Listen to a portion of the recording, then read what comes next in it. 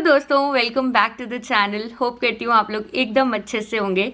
आज मेरी pregnancy series की फर्स्ट वीडियो है और इसके साथ ही मैं अपनी प्रेगनेंसी सीरीज़ स्टार्ट करने वाली हूँ। इस प्रेगनेंसी सीरीज़ में मैं हर चीज़ डॉक्यूमेंट करूँगी, आप लोगों के साथ शेयर करूँगी। बहुत ही इंपॉर्टेंट होने वाली है ये सीरीज़, क्योंकि बहुत ही अनयूजुअल कोविड का टाइम चल रहा है। बहुत सारे लोगों के मन में बहुत सारे सवाल होते हैं कि इस टाइम पे प्रेगनेंसी किस तरीके से मैनेज होगी, डॉक्टर के पास जाना, is it safe or not. So इस सीरीज के through I will help you out and share my tips, my journey, so that it can help you in some or the other way. What if the world had more of your smile? तो चलिए मैं अपनी journey starting से आप लोगों के साथ share करती हूँ। इस साल के स्टार्टिंग से हम लोग प्लान कर रहे थे अपने सेकंड बेबी के लिए, क्योंकि मेरे पास एक 4 ईयर का टॉडलर ऑलरेडी है। सो प्लान करते करते मार्च अप्रैल आ गया, जब हर तरफ लॉकडाउन लगा हुआ था। उस टाइम पे बाहर निकलना फॉर ग्रोसरी शॉपिंग इवन नहीं हम लोग कर रहे थे, ऑनलाइन शॉपिंग कर रहे थे, सब कुछ घर पे आ रहा था, सब डिसइंफेक्ट कर रहे थे। उस टाइम पे pregnancy plus doctor visits plus all that hassle, बहुत घबराहट होती थी मुझे भी आपकी तरह, सोच के भी कि यार डॉक्टर के पास इतनी बार जाना पड़ता है प्रेगनेंसी में, कोई भी इमरजेंसी भी हो सकती है। सो ये प्लान डिले होता रहा। बट जब चीज़ें थोड़ी सी नॉर्मल हुई by the end of June July कि ठीक है doctors are doing telemedicine and अगर कोई इमरजेंसी होगी तो आप जाके डॉक्टर को दिखा सकते हो, they are taking all the safety precautions and everything.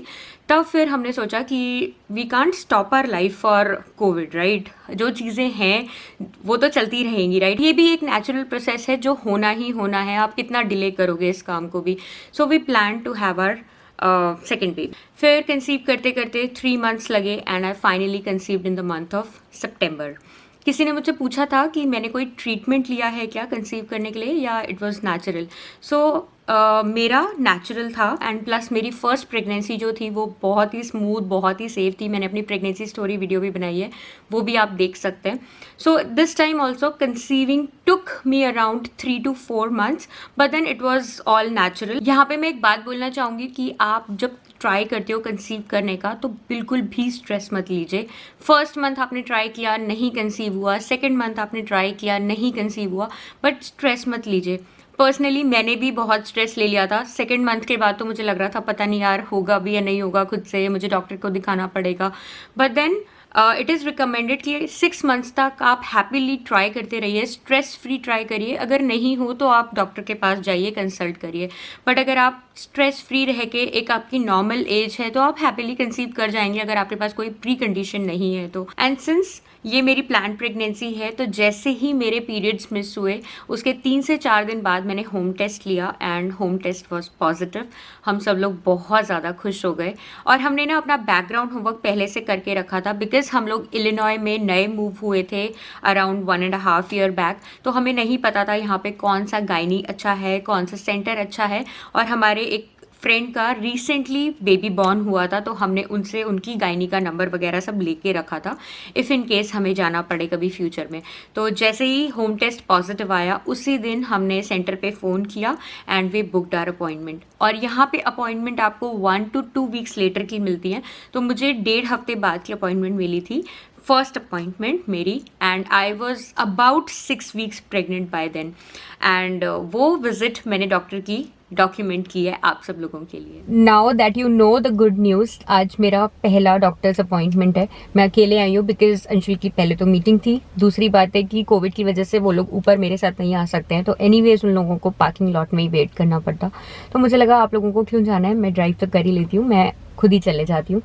तो आ गई हूँ, मैं बहुत नर्वस हूँ, एक्साइटेड भी हूँ। तो चलते हैं। 1 बजे का अपॉइंटमेंट है, अभी 12:50 हुआ है तो है 10 मिनट, बट जाके चेक इन वगैरह करते हैं और बस खुश हूँ मैं। फर्स्ट विजिट पे मेरा फर्स्ट अल्ट्रासाउंड हुआ था जिसमें डॉक्टर ने मेक श्योर किया था कि जो यूट्रस है उसका थिकनिंग प्रॉपरली हो रहा है, सेल फॉर्मेशन ठीक से हो रहा है। इस टाइम पे डॉक्टर ये भी कंफर्म कर देते हैं कि आपका सिंगल चाइल्ड है, ट्विंस हैं या फिर ट्रिपलेट है। मेरा सिंगल ही है। और जस्ट टू मेक श्योर कि सब कुछ नॉर्मल चल रहा है, क्योंकि इटॉपिक प्रेगनेंसी भी बहुत बार इसी स्टेज पे डिटेक्ट हो जाती है। जस्ट टू मेक श्योर कि सब कुछ नॉर्मल है, ये फर्स्ट स्कैन 6 वीक्स पे किया जाता है। एंड उस टाइम पे आपको बेबी बिल्कुल भी दिखाई नहीं देता। Baby just a tiny cell जितना होता है। जो टेक्नीशियन आपका कर रहा होता है अल्ट्रासाउंड, वही बताता है कि ये देखो, ये जो सर्कुलर चीज़ दिख रही है, this is your baby and this is a small cell forming inside you. So yes, बहुत ही अच्छी फीलिंग होती है एक लेडी के लिए कि एक लिविंग थिंग उसके अंदर रह रही है, वो माँ बनने वाली है कुछ ही महीनों में।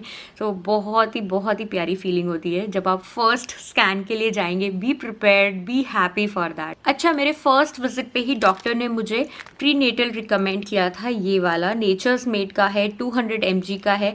एक टैबलेट दिन में मुझे लेनी रहती है, चाहे मॉर्निंग में लें, चाहे नाइट में लें, चाहे दिन के किसी भी टाइम पे आप इसे लें, बट विदाउट फेल ये लेना रहता है। इसमें मल्टी न्यूट्रिएंट्स रहते हैं plus folic acid which helps in babies development. So of course आपको ये लेना है थ्रू आउट योर प्रेगनेंसी, आपको लेना रहता है। फर्स्ट विजिट के बाद डॉक्टर आपको रिकमेंड करती है। और ये वाला ओवर द काउंटर अवेलेबल है कॉस्को पे, वॉलमार्ट पे, आप कहीं से भी ले सकते हैं। कॉस्ट इफेक्टिव अगर आप इसकी पैकेजिंग देखेंगे तो कॉस्को पे मिलेगी। मैंने ये कॉस्को से लिया हुआ है। अच्छा, अब बात करते हैं स्ट्रेच मार्क्स की, क्योंकि प्रेगनेंसी में स्ट्रेच मार्क्स पड़ना बहुत ही लाजमी है। अभी नहीं पड़ते, ड्यूरिंग प्रेगनेंसी आपको कोई भी स्ट्रेच मार्क नहीं दिखाई देगा, बट पोस्ट पार्टम जब आपकी बॉडी अपने शेप एंड साइज में वापस जाना शुरू करती है, तब आप देखेंगे कि पेट पे बहुत बड़ी बड़ी लाइंस बन गई हैं।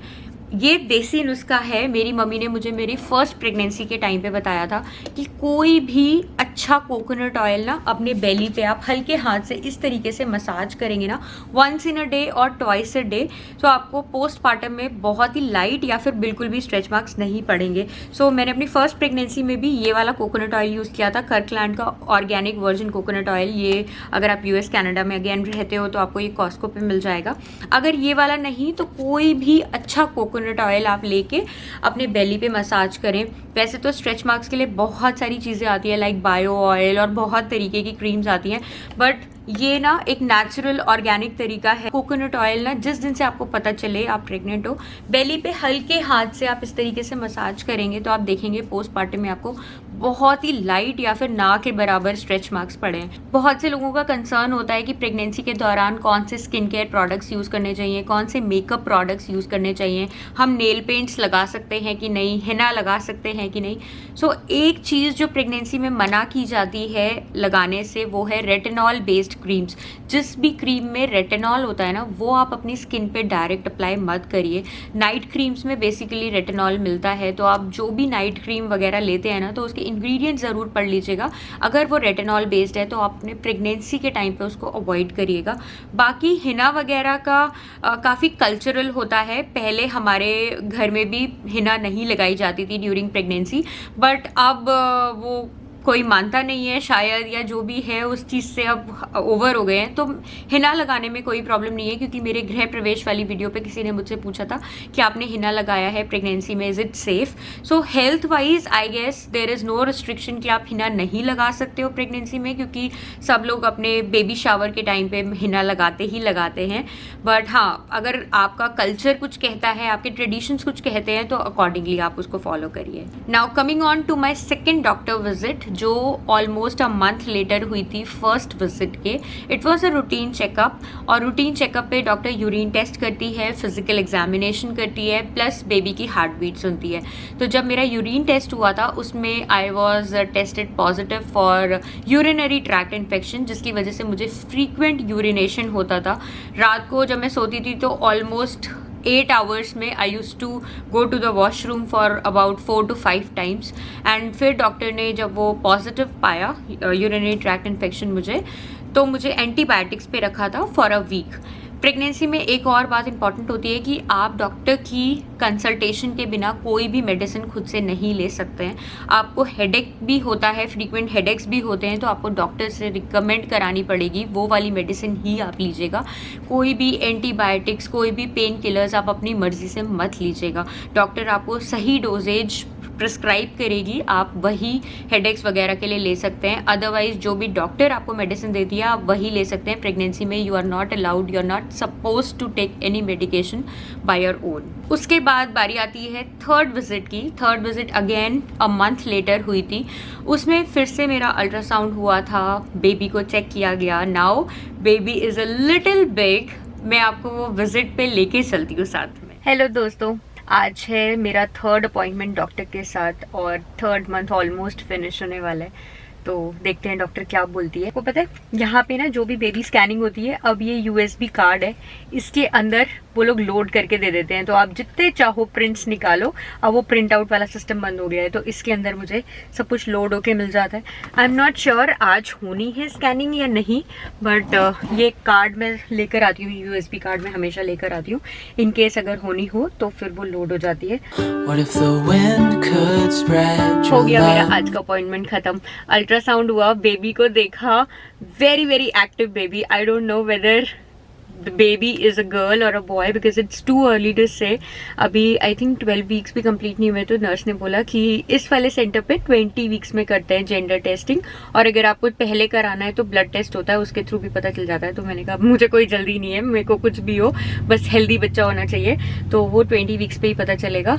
और बेबी काफ़ी एक्टिव था, उछल रहा था, कूद रहा था। उसके हैंड्स ऐसे करके उसने अपना हैंड दिखाया जब वो टेस्ट कर रही थी, अल्ट्रासाउंड कर रही थी। तो उसमें उसने लिखा भी है हाय, और रिकॉर्डिंग अलाउड नहीं थी, तो मैंने अंशुल को ऐसा फेस टाइम करके पूरा दिखाया। वो बहुत खुश हुए। कैसा लगा आज आपको फेस टाइम पे बेबी देख के? अरे वाह, इसकी याद आ गई जैसे ये शैतानी सा था ना, जब उसका फर्स्ट टाइम अल्ट्रासाउंड में देखा था तो भी अंदर अंगूठा चूस रहा था। छोटा सिबलिंग जो भी है वो भी हिल रहा है, हैंड ऊपर कर रहा था। पंजाबी गाना पे डांस करेगा। मुझे लगता है सेकंड बच्चे में ना हम अपने सारे फर्स्ट बच्चे वाली मेमोरीज ही याद करते रहते हैं। आज जैसे उसे देखा ना तो वही गोविंद की सारी मेमोरीज याद आ रही थी। बट इट वाज नाइस, बहुत मजा आया उसे देख के। अच्छा, वैसे तो ये प्रेगनेंसी की पूरी जर्नी ही बहुत ही ब्यूटीफुल होती है, बहुत ही फन फिल्ड होती है।